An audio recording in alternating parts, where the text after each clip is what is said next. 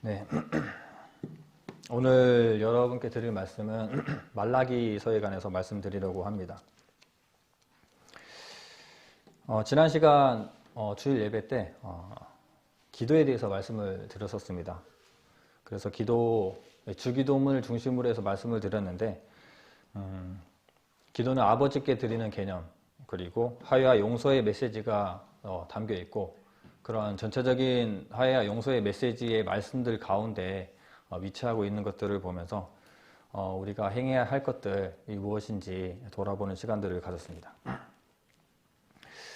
그 말씀 이후에 사랑의 아버지라는 존재가 우리에게 어떻게 다가왔는지를 공부하고 싶었고 알아보는 가운데 말라기서가 눈에 들어와서 여러분과 함께 공유하고 싶은 마음에 오늘 말라기서 말씀을 배워보겠습니다. 말라기서 1장 1절로 2절 말씀 함께 찾아서 읽어보겠습니다.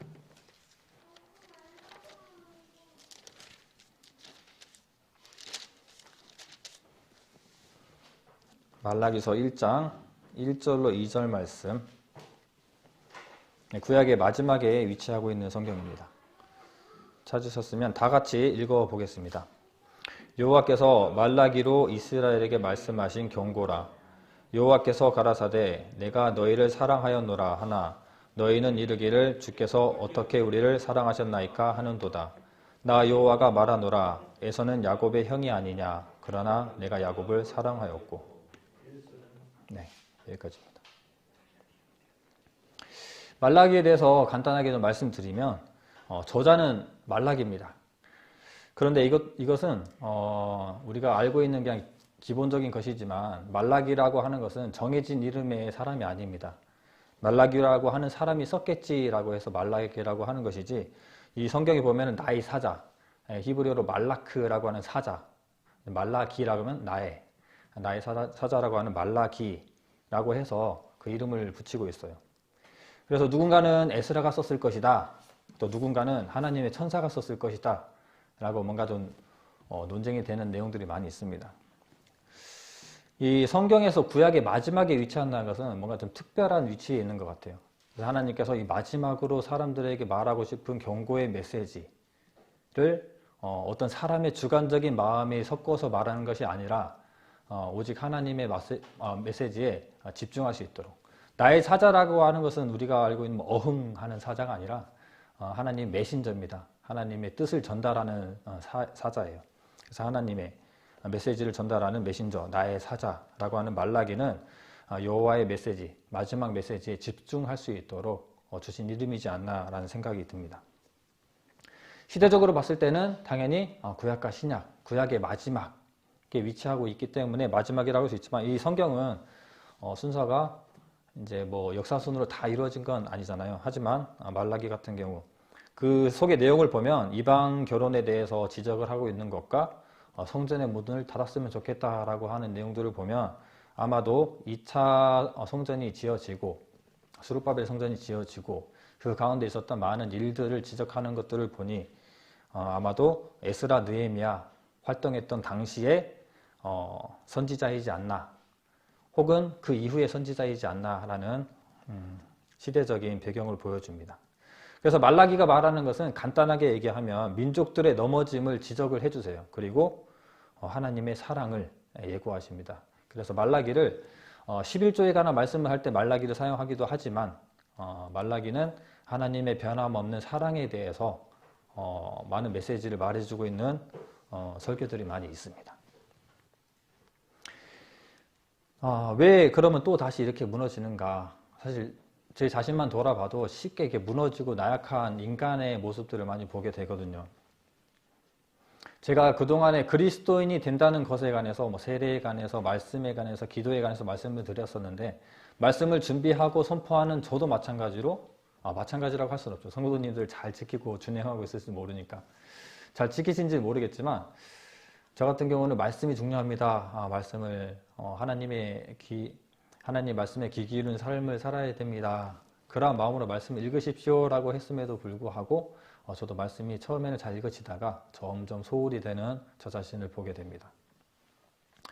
기도도 중요합니다. 화해하십시오.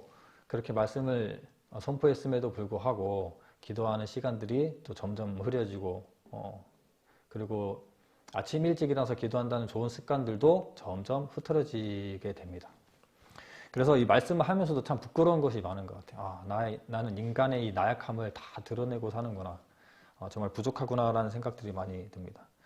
성도님들은 이제 성도님께서는 설교 때 있었던 많은 부분들을 삶 가운데 얼마나 실천하고 사시는지 모르겠지만 사람들은 이렇게 자꾸 무너집니다. 망각하게 되고요. 그래서 이스라엘 백성들 같은 경우는 이 말라기의 말씀이 이렇게 주어질 때 내 기준으로 봤을 때 어떻게 70년이라고 하는 포로 생활을 마치고 돌아왔음에도 불구하고 저렇게 또 제에게로 갈 수밖에 없는가라는 안타까움이 보여지더라고요. 내 자신은 돌아보지 못하고. 그래서 하나님께서는 그들을 바로잡기 위해서 홍수를 내려서 사람을 멸하시기도 하시고 또 고난을 주시기도 하시고 광야를 걷게도 하시고 전쟁에서 패배하게도 하시고 그리고 결정적으로 큰 심판이죠. 구약에 70년 동안 포로로 잡혀가서 그 나라 없는 서름 가운데 있게 하셨습니다. 그럼에도 불구하고 사람들은 죄의 길로 갈 수밖에 없는 것을 보면서 정말 성경에 참 무한 반복성이다 라는 것을 보며 왜 자꾸 또다시 무너지는 믿음의 백성들의 모습을 보게 되는가에 대해서 좀 보게 됐어요. 그래서 개인적으로는 두 가지로 좀 단정을 지었습니다. 당연하게도 첫 번째는 사람이기 때문이에요. 로마서 5장 19절 말씀을 제가 읽어드리면 한 사람의 순종치 아니함으로 많은 사람이 죄인 된 것 같이 한 사람의 순종하심으로 많은 사람이 의인 되리라. 아담이죠. 아담의 범죄함으로 우리도 죄인이 되었습니다. 원죄라는 이야기도 하지만 사실 원죄를 다룰 것도 없이 우리는 당연히 죄를 짓는 존재들이에요. 옛사람의 것을 가졌죠. 근데 아담에 대해서 좀 이렇게 얘기를 해야 될 것 같아요. 왜냐하면 우리가 조금 잘못 알고 있는 게 있습니다. 아담이라고 하는 것은 첫 사람의 이름이 아니에요. 첫 번째 사람의 이름이 아담이 아닙니다. 하나님께서 너의 첫 번째 사람을 만드시고 너의 이름은 아담이라고 하겠다라고 한 구절이 없습니다. 아담은 뭐냐면 그냥 사람입니다. 우리가 사람이잖아요. 우리 사람을 히브리어로 번역하면은 아담이에요. 아담은 영어로 말하면은 man입니다. man. 한 사람을 뜻해요. 그렇기 때문에 여기서 말하는 아담은 아담입니다. 사람은 사람이에요. 그러니까 첫 번째 사람은 당연히 사람이라고 불렀겠죠. 그래서 하나님께서 사람이라고 얘기하는 것을 성경에는 아담이라고 얘기합니다. 신약에서는 사람과 아담을 분리해서 말하기도 하지만 구약의 기준으로 봤을 때 아담이라고 하는 것은 단지 사람을 얘기합니다. 그래서 첫 번째 호랑이의 이름은 호돌이가 아니잖아요. 그렇죠? 첫 번째 사자의 이름도 사자고 첫 번째 호랑이 이름도 호랑이입니다. 첫 번째 사람의 이름은 사람입니다. 그 사람을 히브리어로 하니까 아담이라고 하는 거예요. 그래서 우리는 첫 번째 사람의 이름을 아담이라고 착각을 하기도 합니다. 그냥 단지 사람입니다. 때문에 그 사람의 죄악은 우리의 죄와 다르지 않습니다. 말라기의 이름이 정확하게 누군가를 뜻하지 않는 것처럼 이 아담이라는 것도 아담의 존재, 사람의 존재를 얘기하면서 죄를 지을 수밖에 없는 사람을 얘기합니다. 그래서 우리는 죄를 지을 수밖에 없는 존재, 아담의 죄에 우리의 죄가 포함되는 것과 좀 이해할 수 있을 것 같아요.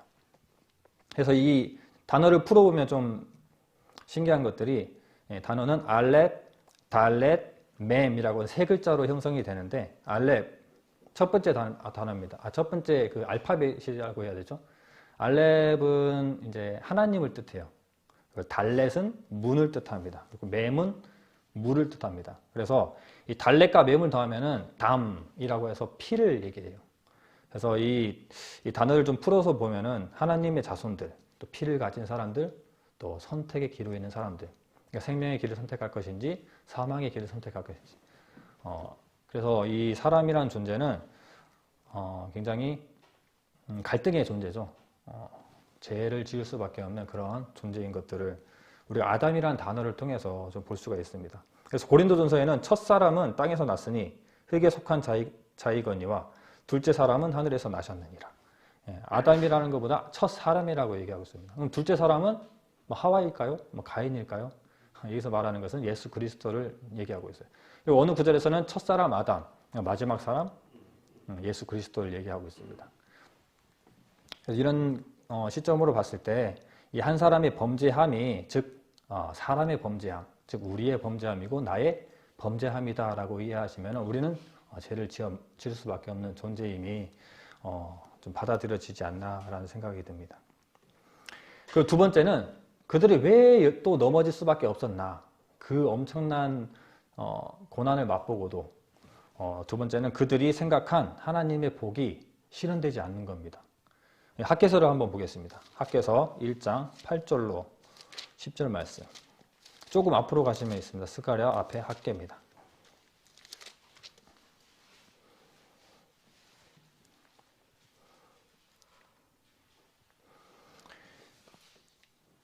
학개서 1장 8절로 10절 다 함께 읽어보겠습니다. 너희는 산에 올라가서 나무를 가져다가 전을 건축하라. 그리하면 내가 그로 인하여 기뻐하고 또 영광을 얻으리라. 나 여호와가 말하였느니라. 너희가 많은 것을 바라였으나 도리어 적었고 너희가 그것을 집으로 가져갔으나 내가 불어버렸느니라. 나 만군의 여호와가 말하노라. 이것이 무슨 영고뇨. 내 집은 황무하였으되 너희는 각각 자기 집이 빨랐음이니라. 그러므로 너희로 인하여 하늘에 이슬을 그쳤고 땅은 산물을 그쳤으며. 그들이 이스라엘로 돌아와서 첫 번째 했던 것이 하나님이 거할, 하나님이 임재할 성전, 그리고 그들이 공동체, 성전 중심의 공동체가 되기 위해서 그들에게 중요한 성전을 먼저 짓습니다. 하지만 성전 짓는 일이 그렇게 호락호락하게 돌아가지가 않아요. 이때부터는 정말 사단의 개입과 방해가 있습니다. 그래서 그 땅에 있었던 유지들, 그리고 그 땅에서 피 섞였던 사마리아인들, 또 외국 사람들과 피 섞였던 이방인들, 이런 많은 사람들이 성전 짓는 것을 방해합니다. 그래서 이 성전 짓는 것을 방해하다가 결국에는 왕에게 조서까지 보내가지고 뭔가 왕을 대적하는 일이다라고 거짓 조서를 보내므로 성전 짓기가 그쳐집니다. 이 그쳐진 성전 짓기는 그들이 이제 때가 아니구나, 지금은 때가 아니야, 성전 지을 때가 아니야 라는 좋은 합리화로 자기 집 짓는 일들을 하죠. 자기들이 거할 처소가 필요하니까.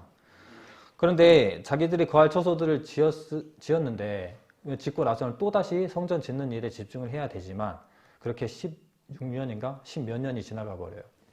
그렇게 오랫동안 그들은 방관하고 살아갑니다. 그들이 지어야 할 성전을 짓지 않고 자기 집만 짓고 그렇게 살아가게 돼요. 그때 이제 학개와 스가랴라는 인물이 나와서 성전을 지어야 된다. 성전 짓는 일을 중요하다. 너희들이 지금 하는 일도 안 되고 곡식도 잘 안 나오고 소산물도 잘 나오지 않고 일마다 다 되지 않는 이유가 너희들이 너희 집 짓는 것이 빨랐고 하나님 짓는 일을 망설이고 있기 때문이다 라고 해서 그렇게 권면하는 내용입니다. 그래서 이후에 말씀을 보면 학개서 2장 19절 말씀을 읽어보면 제가 읽어드릴게요. 곡식 종자가 오히려 창고에 있느냐. 포도나무, 무화과나무, 석류나무, 감람나무의 열매가 맺지 못하였느니라. 그러나 오늘부터는 내가 너에게 복을 주리라.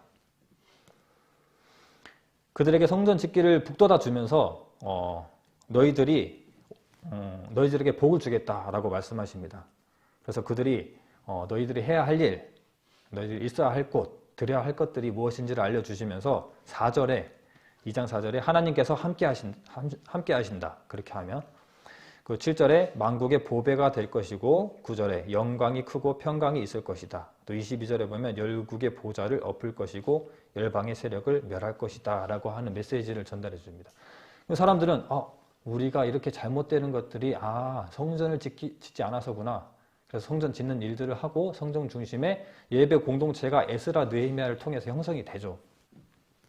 그래서 에스라를 통해서 말씀이 선포되고 레위인들을 통해서 말씀이 가르쳐지고 그리고 그들이 잘못 행했던 이방 결혼, 에스라 같은 경우는 굉장히 뭔가 강하게 개혁을 일으키죠. 결혼했던 처자식과 헤어지게 합니다. 그렇게까지 해서 큰 개혁을 일으키게 되는데 그렇게 했을 때 사람들이 이제는 하나님의 날이 도래하겠구나. 만국의 보배가 되고 영광과 평강이 있을 것이구나. 우리에게 복이 임하겠구나 라고 생각을 하지만 그들이 생각했던 복이 임하지 않는 거예요. 잘 되지 않고 그냥 계속 이방 나라의 속국으로 살아가면서 많은 세금을 내고 그렇게 힘들게 살아가는 겁니다. 그랬더니 하나님의 복이 더디구나. 언제 우리 나라가 강하게 많은 나라들을 짓밟고 올라서서 많은 나라들을 대표하는 강한 국가가 될까? 하지만 그들이 생각했던 그 복이 실현되지 않기 때문에 신앙들이 또다시 무너지게 됩니다. 하나님의 임재와 간섭이 안 보이니까 점점 또 이방 신에 가까이 가고 또 이방 여인을 가까이 하고 또 하나님께 드릴 것들도 드려지지 않고 있어야 할 것들에 있지 않고 행해야 할 일도 행해야 하지 않는 그런 처지로 돌아가게 됩니다.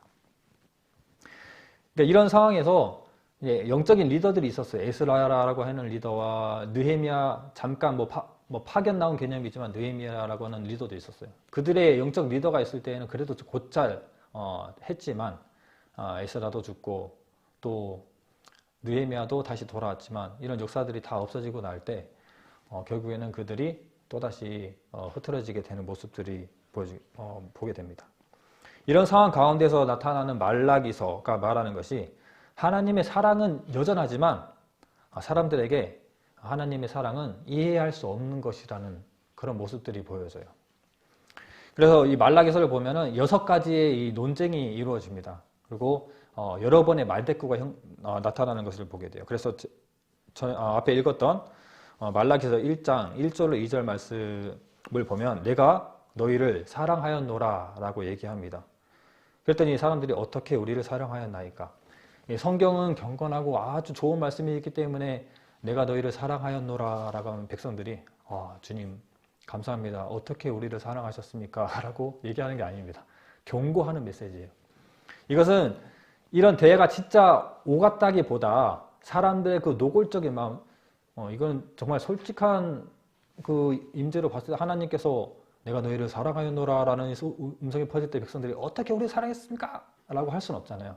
사람들의 솔직한 심정과 마음을 여기에 좀 고발하는 내용들 같아요. 그래서 이것은 너희를 사랑하였노라 그러면 우리를 어떻게 사랑하셨습니까? 사랑을 하긴 했습니까? 라고 반문하는 내용입니다.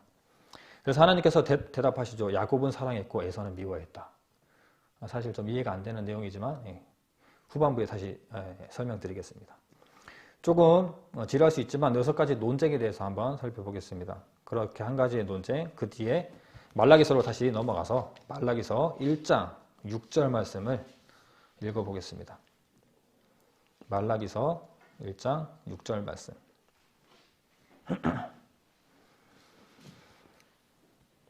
다 함께 읽겠습니다. 내 이름을 멸시하는 제사장들아 나 만군의 여호와가 너희에게 이르기를 아들은 그 아비를 종은 그 주인을 공경하나니 내가 아비일진데 나를 공경함이 어디 있느냐 내가 주인일진데 나를 두려워함이 어디 있느냐 하나 너희는 이르기를 우리가 어떻게 주의 이름을 멸시하였나이까 하는도다. 하나님께서 또 물으십니다. 나를 공경함이 어디 있느냐 라고 했더니 사람들이 어떻게 주의 이름을 멸시했습니까? 라고 얘기하죠. 그랬더니 하나님께서 뒤에 말씀하십니다. 나에게 더러운 떡을 드렸고 저는 것 병든 것을 가져왔다. 그것을 기뻐하겠느냐?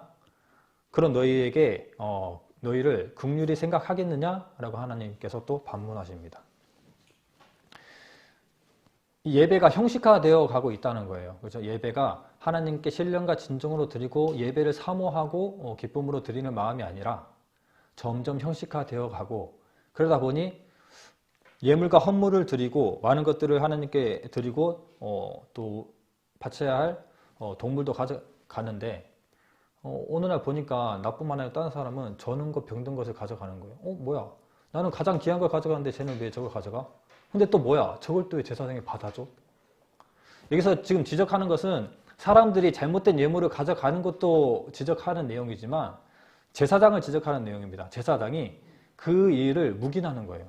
제사장은 이 짐승을 가져왔을 때 흠이 있는지 없는지를 살펴야 됩니다. 그리고 드릴 예물에 적합한지를 봐야 되는데 그 일을 행하지 않고 묵인해버리고 이 정도면은 괜찮겠다 라고 해서 받아주게 됩니다. 왜냐하면 그만큼 사람들이 예배를 사모하는 마음이 없고 형식화되어 버리니까 그나마 너희들이라도 그렇게라도 지켜라. 그렇게라도 지켜라. 왜냐하면 그들에게 주어지고 그들에게 그 제사나 예물과 헌물이 결국 그들에게는 그들의 품삯이 되기 때문에 이따가도 다시 설명드리겠지만 예배의 공동체가 잘 돌아가고 형성되기 위해서는 그런 모든 것들을 또 받아들여야 돼요. 받아들여서는 안 되지만 그래도 이들이 인간적인 합리화가 일어나는 겁니다. 병든 거라도 저는 거라도 가져와라. 참여해라. 예배에 참여해라. 라고 얘기하는 거죠. 그것을 지적하십니다. 이런 식으로 예배 드리는데 하나님께서 받으시겠냐? 기뻐하시겠냐? 긍휼히 생각하시겠느냐? 라고 말하고 있는 겁니다. 그래서 심지어 1장 10절에 보면은 성전의 문을 닫았으면 좋겠다. 라고 하나님께서 아주 심각한 말씀까지 하십니다. 실제로 하나님께서는 임재하지 않으시고 400년 동안 침묵, 암흑기의 과정을 가버리죠. 그리고 세 번째, 또 말라기 2장 11절 말씀을 함께 읽어보겠습니다. 말라기 2장 11절 말씀. 유다는 괴사를 행하였고 이스라엘과 예루살렘 중에서는 가증한 일을 행하였으며 유다는 여호와의 사랑하시는 그 성결을 욕되게 하여 이방신의 딸과 결혼하였으니. 점점 하나님의 임재가 흐려지고 하나님의 복이 임하지 않기 때문에 점점 또 하지 말라고 하는 이방 결혼을 통해서 우상을 섬기고 그 일이 훨씬 더 그들에게는 복된 일인 것 같고 육신의 이익이 되는 일 같으니까 그 길로 가게 됩니다. 그렇게 함으로써 성소를 더럽히게 되죠. 그 뒤에도 많은 논쟁들을 다 다루기에는 시간이 부족하기 때문에 나를 괴롭게 했다. 어떻게 괴롭게 했나이까? 나를 대적했다. 우리가 무슨 말로 주를 대적했나이까? 라고 하는 많은 이야기들이 또 오가게 됩니다. 그 중에서 마지막이 아니죠. 아무튼 그 중에 한 가지, 내게로 돌아오라 라고 얘기합니다. 그랬더니 하나님 감사합니다. 그래도 받아주시는군요. 돌아가겠습니다가 아니라 어떻게 돌아가리까? 라고 얘기하죠. 한 구절 더 읽어보겠습니다. 말라기서 3장 7절로 8절입니다. 말라기서 3장 7절로 8절 다 함께 같이 읽어보겠습니다. 만군의 여호와가 이르노라 너희 열조의 날로부터 너희가 나의 규례를 떠나 지키지 아니하였도다. 그런즉 내게로 돌아오라. 그리하면 나도 너희에게로 돌아가리라 하였더니 너희가 이르기를 우리가 어떻게 하여야 돌아가리까 하도다. 사람이 어찌 하나님의 것을 도둑질하겠느냐. 그러나 너희는 나의 것을 도둑질하였고 하고도 말하기를 우리가 어떻게 주의 것을 도둑질하였나이까 하도다. 이는 곧 11조와 헌물이니라.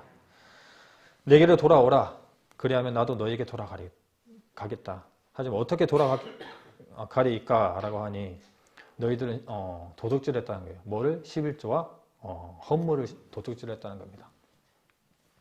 그렇다면 하나님께로 돌아가는 것은 올바른 11조 헌물을 하나님께 드리는 것이겠죠.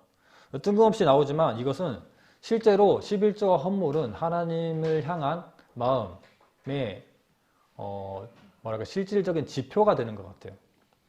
뭔가 저도 1년에 한 번씩은 이 헌금에 관해서 이렇게 말씀을 이렇게 가끔 드리는데 사실 이 헌금, 11조와 헌물은 굉장히 중요합니다.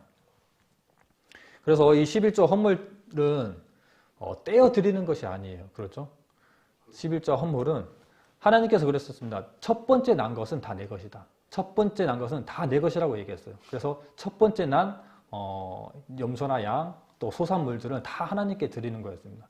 그것은 약속된 것이었고 마땅히 드려야 되는 것이었어요. 근데 민족들이 하나님께 드리는 것들을 소홀히 하고 드리지 않게 되는 거죠. 그래서 뒤에 보면 그렇게 했을 때 복을 붙지 아니하나 보라 라고 하면서 이 11조에 관한 이 설교 때 많이 등장하는 이 말라기의 내용입니다. 사실 그 민족의 그 형편없는 상태를 지적하는 굉장히 무거운 그 분위기의 구절인데 이 11조에 쓸 때도 조심스럽게 좀 이 상황을 잘 알려주면서 써야 될 것 같아요. 마냥 복 주신다, 복을 붙나 안 붙나 보십시오. 여러분 11조를 해야 됩니다. 이건 복입니다. 라고 얘기한다기보다 이런 굉장히 무거운 분위기 가운데 나오는 지적하는 경고의 메시지라는 것을 우리가 좀 알아야 될 것 같아요. 그래서 절기, 예물, 11조, 예배를 올바르게 지키지 않는 것들을 여기서는 굉장히 좀 실행적인 것, 실질적인 것들을 지적하고 계세요. 근데 이런 것들을 지키지 않는 것은 인간의 욕심이기 때문입니다. 그렇죠? 육신적으로 봤을 때 이러한 모든 것들은 나에게 이익인가요? 아니면 손실인가요? 손실입니다. 그렇죠? 하나님께 드리는 것, 내 것을 남에게, 남이라고 할 수는 없지만 내 것을 드리고 계속 드리는 것은 자꾸 손실이 일어나는 거예요.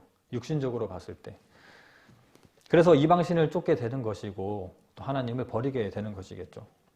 근데 왜 이렇게 하나님께서는 첫 번째 난 것, 제일 좋은 겁니다. 그렇죠? 그리고 흠 없는 것, 깨끗한 것, 11조도 굉장히 큰 것이죠.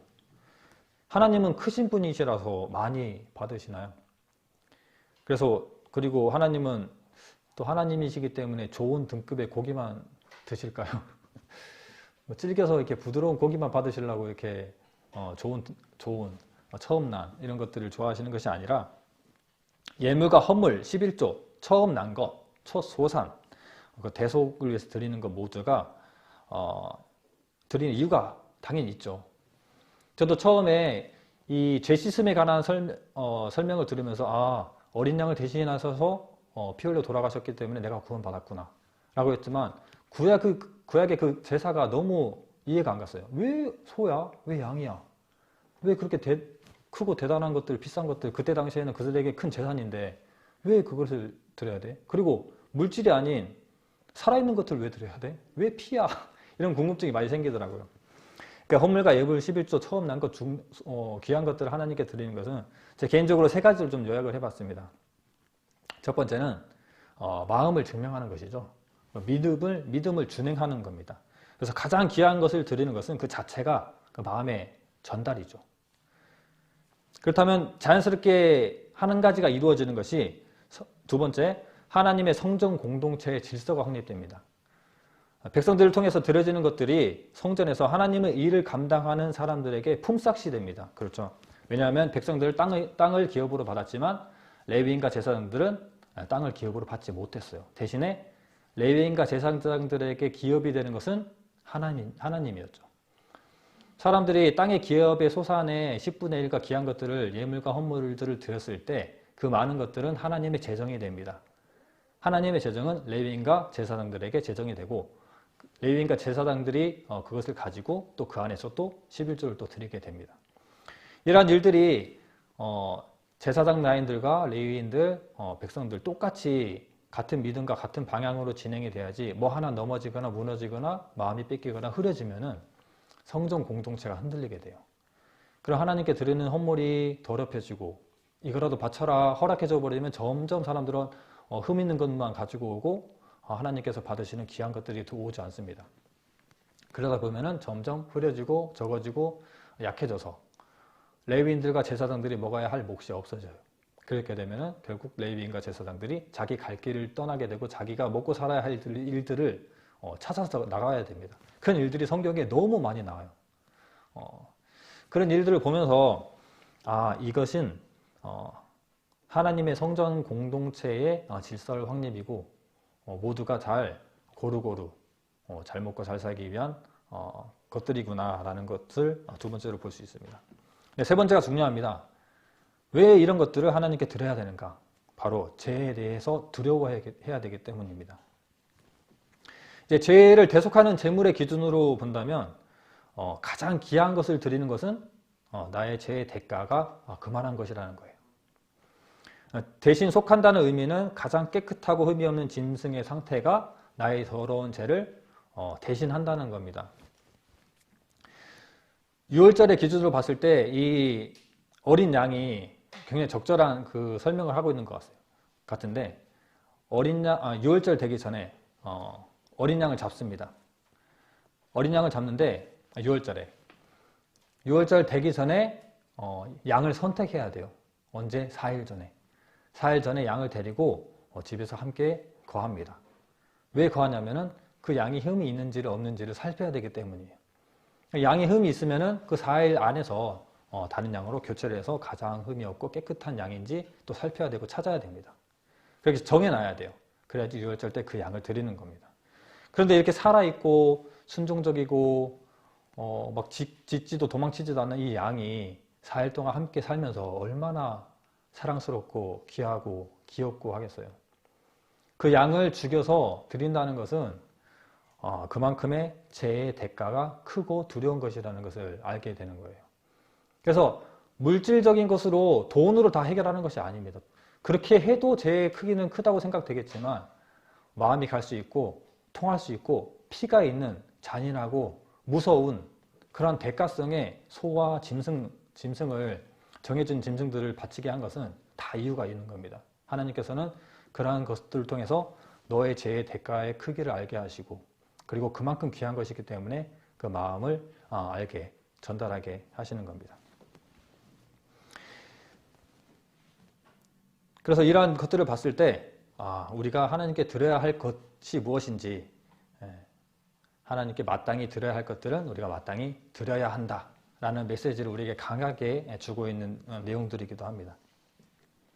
그렇다면 아까 후에 찾아보겠다라고 했던 말라기서 1장 1절로 2절 말씀으로 다시 돌아가서 제가 한 번 더 읽어드릴게요. 여호와께서 말라기로 이스라엘에게 말씀하신 경고라. 여호와께서 가라사대 내가 너희를 사랑하였노라 하나 너희는 이르기를 주께서 어떻게 우리를 사랑하였나이까 하는도다. 나 여호와가 말하노라 에서는 야곱의 형이 아니냐 그러나 내가 야곱을 사랑하였고 그 뒤에 보면은 에서가 뭘 했는데도 뭐 안 되게 했다 이런 내용들이 나옵니다. 사실 처음에 이 내용을 보면서 이 어떤 설명이 사랑을 증명하는 게 에서 야곱에 대해서 나오는데 야곱 사랑한 것만 얘기하지 왜 에서 미워한 것이 이렇게 나올까? 이것이 사랑을 증명하는 데 어떤 설명이 될까? 라는 생각이 들더라고요. 사실 이 말라기에서 첫 번째로 하고 있는 이 내용은 하나님의 모든 마음이 담긴 그리고 다른 논쟁들을 대표하는 논쟁이에요. 나는 너희를 사랑했다. 어떻게 우리를 사랑하셨습니까? 라고 하는 이 논쟁은 이 말라기서를 대표하는 중심의 논쟁입니다.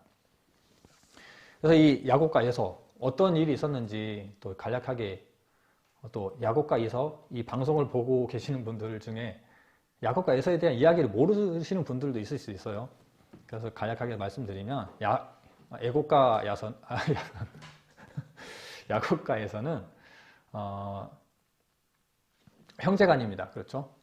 이삭의 아들들이죠. 이삭과 리브가 사이에 나온 아들들인데 그들은 형제간인데 쌍둥이였어요. 한 태에서 나왔습니다. 그래서 에서가 먼저 나왔고 그 발 뒤꿈치를 잡고 야곱이 나왔죠. 그리고 아버지는 에서를 사랑했어요. 에서는 굉장히 사냥을 좋아하고 털도 많았고 남성스러운 그런 남자다운 남자였습니다. 반면에 야곱은 좀 가정적이고 순하고 좀 정적인 그런 인물이었어요. 그래서 어머니가 야곱을 좋아했죠. 그런데 이들이 에서가 한번 사냥을 하고 돌아오는데 굉장히 배가 고픈 거예요. 그런데 마침 야곱이 팥죽을 쓰고 있는 거죠. 에서가 그 팥죽 좀 주라고 했더니 야곱이 대가를 겁니다. 장자권을 나에게 넘기면 이 팥죽을 주겠다. 장자권이 대수냐? 가져가라. 나중에 다른 소리 하지 마라. 라고 하면서 이 장자권을 가볍게 생각하고 야곱이 장자권을 가지고 팥죽을 넘기게 됩니다.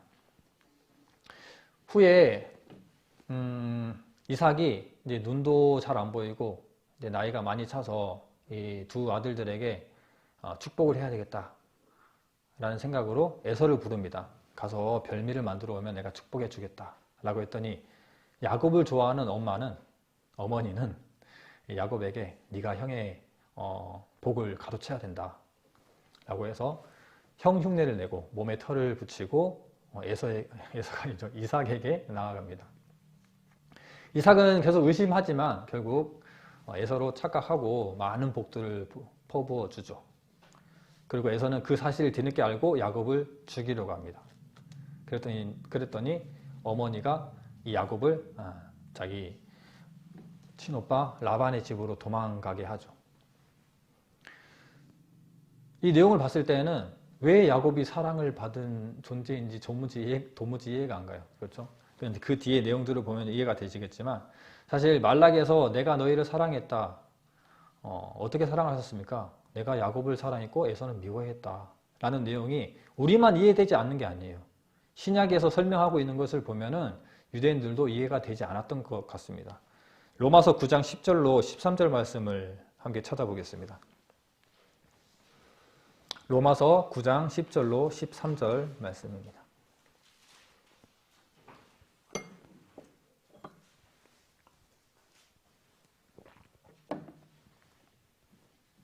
로마서 9장 10절로 13절 말씀 다 함께 읽겠습니다.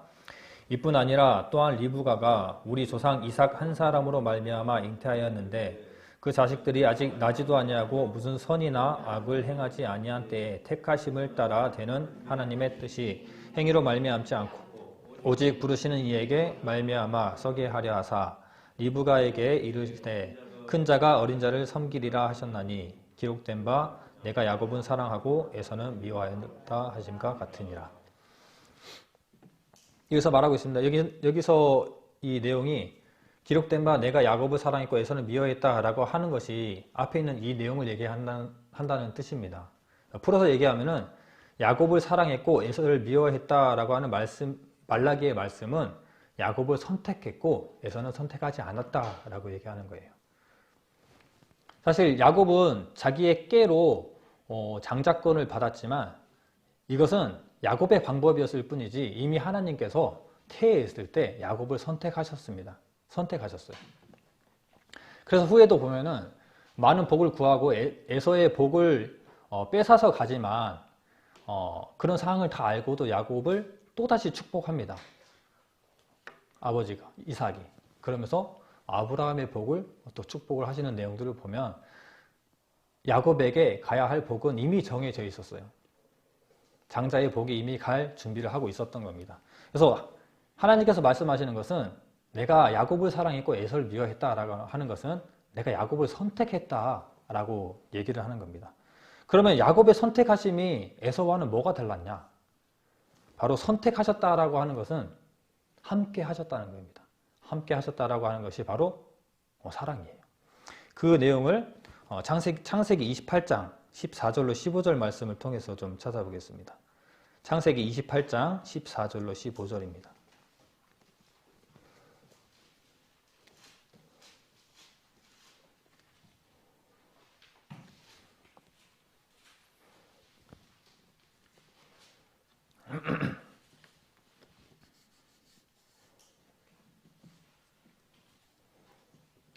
창세기 28장 14절 15절 다 함께 읽어보겠습니다. 내 자손이 땅의 티끌같이 되어서 동서남북에 편만할지며 땅의 모든 족속이 너와 내 자손을 인하여 복을 얻으리라. 내가 너와 함께 있어 내가 어디로 가든지 너를 지키며 너를 이끌어 이 땅으로 돌아오게 할지라. 내가 내게 허락한 것을 다 이루기까지 너를 떠나지 아니하리라 하신지라. 네, 여기서 하나님께서 야곱을 택하시고 주신 복은 너를 통해서 많은 민족을 이루겠다라고 하는 아브라함과 이삭의 복도 말씀하시지만 결정적으로 얘기하는 것은 내가 너와 함께 있겠다라고 하는 내용입니다. 이게 바로 사랑이에요. 후에 이스라엘 자손들과도 계속 함께 하십니다. 어떻게? 성전에 함께 거하시면서 구름 기둥과 불 기둥으로 직접적으로 임재하시면서 사람들과 함께하고 있음을 계속 보여줍니다. 그래서 선택하셨기 때문에 함께 하셨고 선택하셨기 때문에 그들을 올바른 길로 이끌게 하기 위해서 훈련하시고 징계하시고 멸망하게도 하시는 거예요. 왜냐하면 사랑하셨기 때문에. 그래서 학개가 말하는 복은 하나님이 함께 하신다는 복이에요. 다시 학개서로 돌아가겠습니다. 성경을 좀 많이 찾게 되는데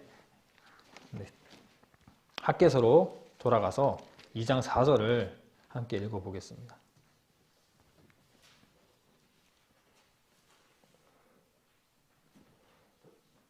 학개서 2장 4절 말씀 같이 읽겠습니다. 그러나 나 여호와가 이르노라 스룹바벨아 스스로 굳세게 할지어다. 여호사닥의 아들 대제사장 여호수아야 스스로 굳세게 할지어다.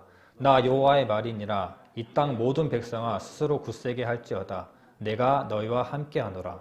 만군의 여호와의 말이니라. 학개서가 말하는 복이 임할 것이다 라고 하는 것은 하나님께서 너희와 함께 하신다라는 것을 얘기합니다. 그래서 하나님께서 함께 하신 그 자체가 바로 사랑이에요. 야곱을 사랑했고 라고 하는 야곱을 선택했고 라고 하는 것은 야곱과 함께 했다는 것입니다. 이런 것을 봤을 때 아버지의 사랑이라는 부분들이 이제 점점 생각이 나더라고요. 회사에 가면은 저희 회사는 이제 창립을 같이 했기 때문에 어느 정도 나이가 비슷한 나이의 또래 집단들이 좀 형성이 되어 있어요. 저보다 나이가 같거나 한 살 어리거나 한 2살 많거나의 나이가 가장 많습니다. 그래서 주위를 돌아보면 운전실에서 운전하다가 핸드폰을 보면서 흡족해하는 아버지 미소들을 많이 보게 됩니다. 자식이 울고 있는 거, 장난치는 거, 예뻐 보이는 영상들을 보면서 계속 이 자식을 보고 있는 것들이 보고 있거든요. 그런데 대부분 이 자식이 이제 한 4살, 5살, 이제 한참 예쁠 때, 또 아가 때, 다 큰 애들은 게 많이 보고 있는 것 같지는 않은데, 한참 아가를 키우는 엄마, 아빠들이 그런 모습들이 많이 보이더라고요. 저도 마찬가지로 회사에서 가끔 우리 아들 영상을 보고 사진을 보고 합니다. 뭐 나이가 되면은 아버지의 마음, 부모님의 마음을 이해한다 하는데 사실 전혀 몰랐거든요. 왜냐하면 뭔가 그 사랑, 막 표현되는 사랑 가운데 자라지는 않았어요. 저희 시대는 거의 그리고 여기 앉아 계시는 분들의 시대도 부모님들이 그렇게 사랑으로 쓰다듬어 주면서 키웠던 시대는 아닙니다. 하지만 그 마음 가운데 사랑이 없었느냐? 아니에요.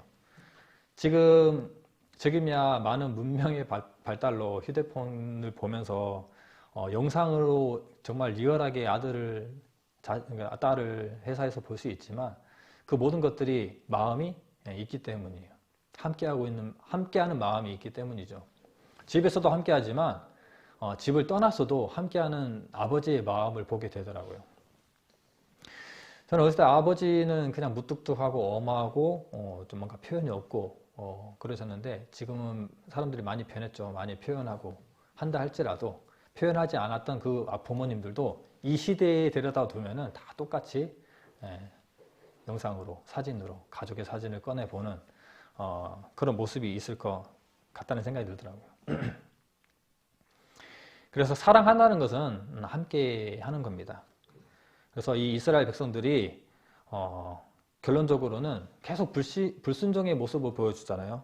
아까도 말씀드렸지만 광야 생활을 해도, 그리고 나라를 일어서게 했다가 넘어지게 했다가 사사를 보내줘도, 왕을 세워줘도, 멸망당하게 해도 70년이라고 하는 이 구약의 끝판의 심판의 모습을 보여줘도 그들은 인간이기 때문에 나약하게 다시 죄의 길로 돌아가는 모습들을 많이 보여주게 됩니다. 많이 볼 수 있어요. 그래서 이 말라기에서 하는 말씀이 내가 너희를 사랑했다 라고 하는 증명으로 예고하시는 말씀이 바로 엘리야를 보내겠다는 겁니다. 먼저 말씀을 말라기서 3장 1절 말씀, 말라기서로 다시 돌아갑니다. 말라기서 3장 1절 말씀,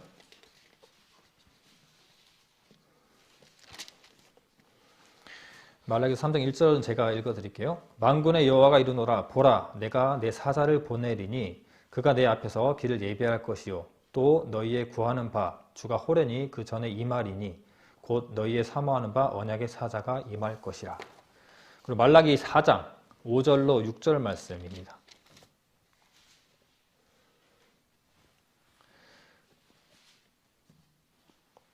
다 함께 읽도록 하겠습니다. 보라, 여호와의 크고 두려운 날이 이르기 전에 내가 선지자 엘리야를 너희에게 보내리니 그가 아비의 마음을 자녀에게로 돌이키게 하고 자녀들의 마음을 그들의 아비로 돌이키게 하리라. 돌이키지 아니하면 두렵건대 내가 와서 저주로 그 땅을 칠까 하노라 하시니. 어떻게 해도 민족의 마음들이 계속 사랑을 떠나서 돌이킬 수 없는 죄의 길로 가는 사람의 마음이에요. 그래서 하나님께서 하시는 것이 그 사랑을 내가 증명하겠다. 내가 그 땅에 가겠다 라고 하시면서 엘리야를 보내심을 말씀하십니다. 엘리야가 이 땅에 임하는 것은, 여기서 엘리야라고 하는 것은 나중에 세례 요한이잖아요. 직접적인 연결성은 있다 없다라고 말씀드릴 수는 없지만, 왜냐하면 엘리야와 같은 엘리야의 역할을 하는 이라고 해석되는 경우들도 많이 있습니다. 어찌됐건 세례 요한은 엘리야일 수 있고 엘리야의 역할을 한 사람이라고, 엘리야의 역할이라고 해야지 더 맞을 것 같습니다. 여하튼 엘리야를 보내심은, 세례 요한을 보내심은 후에 메시아의 등장, 예수 그리스도의 등장을 얘기합니다. 예수 그리스도의 등장은 내가 너희를 위해 피 흘려 돌아가신 예수 그리스도의 그 모습을 보면 결국 예수님께서 십자가에 피 흘려 돌아가심으로써 우리의 모든 죄를 사해 주시고 도말해 주시는 것은 우리를 사랑하셨기 때문이에요. 사랑을 증명하시는 겁니다. 내가 아무리 해도 너희들이 계속 제 길로 가는데 내가 그 사랑을 보여주겠어. 사랑을 완성해 버리겠어. 그 말이 바로 엘리야를 보내주겠다라는 말입니다. 그래서 사랑은 율법의 완성이고 모든 사람들의 죄를 대속하고 십자가에 피 흘려 못 박혀 피 흘려 돌아가심으로 사랑을 완성하셨습니다. 그래서 전에도 지금도 후에도 영원히 함께 하시는 하나님을 생각하니 사랑의 아버지 하나님이라고 부를 수 있다는 것은 굉장히 영광스러운 은혜죠. 그렇죠. 그래서 우리는 마땅히 있어야 할 곳에 있어야 되고 마땅히 행해야 할 것을 행해야 되고 마땅히 드려야 할 것을 드려야 되는 것은 사랑의 보답이고 표현의 기본입니다. 그리고 증명하는 것이죠, 우리도. 그래서 이 마음을 다해서 하나님을 사랑하는 것은 정말 기본적인 것입니다. 그게 바로 복된 길이에요. 마지막으로 한 구절 더 찾아보겠습니다. 시편. 우리가 잘 알고 있는 23편의 내용입니다. 시편 23편입니다.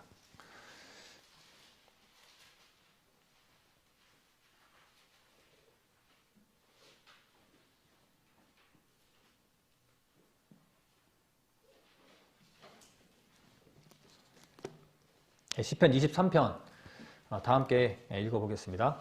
여호와는 나의 목자시니 내가 부족함이 없으리로다. 그가 나를 푸른 초장에 누이시며 쉴만한 물가로 인도하시는도다. 내 영혼을 소생시키시고 자기 이름을 위하여 의의 길로 인도하시도다. 내가 사망의 음침한 골짜기로 다닐지라도 해를 두려워하지 않을 것은 주께서 나와 함께 하심이라. 주의 지팡이와 막대기가 나를 안위하시나이다. 주께서 내 원수의 목전에서 내게 상을 베푸시고 기름으로 내 머리에 바르셨으니 내 잔이 넘치나이다. 나의 평생의 선하심과 인자하심이 정녕 나를 따르리니 내가 여호와의 집에 영원히 거하리로다. 아멘. 복음이라고 하는 것을 다시 본다면 우리는 하나님과 함께 하심을 믿고 죽어서도 하나님과 함께 하심을 믿는 사람들이에요. 영원히 하나님과 함께 함을 믿는 것, 그것이 바로 복음입니다. 이 앞번에 기도에 관해서 말씀드릴 때도 한번 말씀드렸었지만 지옥에서 천국으로 가는 개념만이 우리가 복음이라고 얘기할 수는 없어요. 이것만 생각한다면 물질적인 이익밖에 안 되고 이 몸의 평안함밖에 되지 않습니다. 하나님과 관계가 회복된 우리들은 하나님께서 우리가 돌아오면 하나님께서 오시겠다. 하나님은 항상 기다리고 계십니다. 우리는 돌아가기만 하면 돼요. 그래야지 돌아가기만 하면은 그 사랑이 이루어지는 겁니다. 그래서 하나님과 관계가 회복된 우리는 주님과의 영원한 동행이 약속된 사람들이죠. 주님 계신 그곳이 천국이고 이것을 알고 믿는 것이 진정한 복음입니다. 여러 번 말씀드렸지만 주님이 계신 그곳이 천국이에요. 천국에 주님이 계시지 않는다면 그것은 천국이 아니겠죠. 정말 평범한 곳에 있더라도 그곳에 주님이 계신다면 주님께 함께 하시는 그곳이 바로 천국입니다. 왜냐하면 우리는 주님과 함께 하심이 바로 그 사랑을 이루는 것이기 때문입니다. 하나님께서 우리에게 사랑을 증명하셨고 그 사랑을 우리가 본받아서 또 사랑을 이루는 것이 하나님이 말하고 있는 사랑이고 그게 함께 하심이고 선택됨입니다. 그것이 바로 우리가 물질적인 지옥과 천국의 복음을 얘기하는 것이 아니라 관계의 회복, 아버지라 불릴 수 있는 사랑 가운데 거하는 것이 진정한 복이고 복음이라고 할 수가 있습니다.